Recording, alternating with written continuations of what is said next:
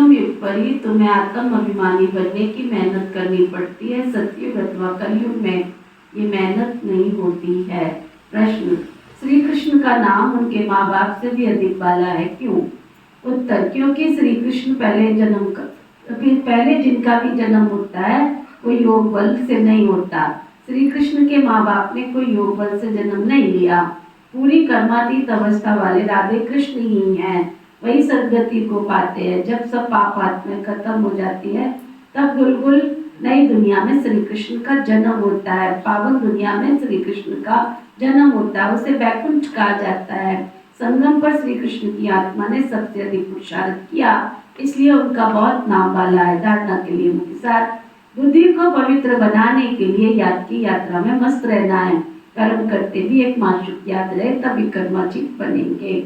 इस छोटे से युग में मनुष्य से देवता बनने की मेहनत करनी है। अच्छे कर्मों के अनुसार अच्छे संस्कारों को धारण कर अच्छे कुल में जाना है। वरदान, सतगुरु प्यारे बाबा का वरदान, अपनी रूहानी लाइट्स द्वारा वायुमंडल को परिवर्तन करने की सेवा करने वाले सहज सफलता मूर्त भव। अपनी रूहानी लाइट्स द्वारा वायुमंडल को परिवर्तन करने की सेवा करने वाले सहज सफलता मूर्त भव।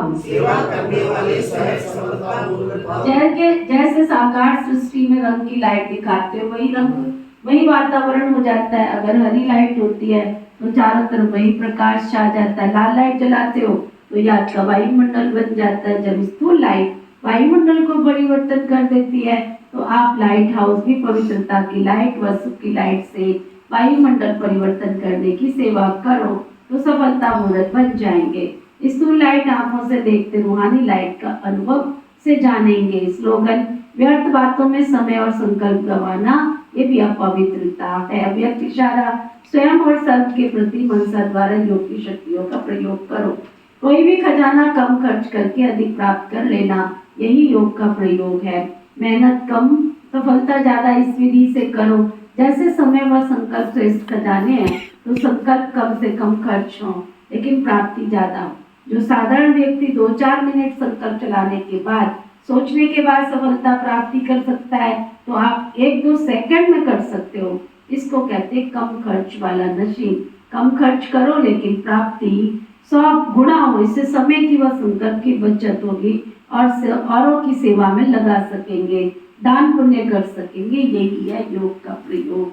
ओम शांति।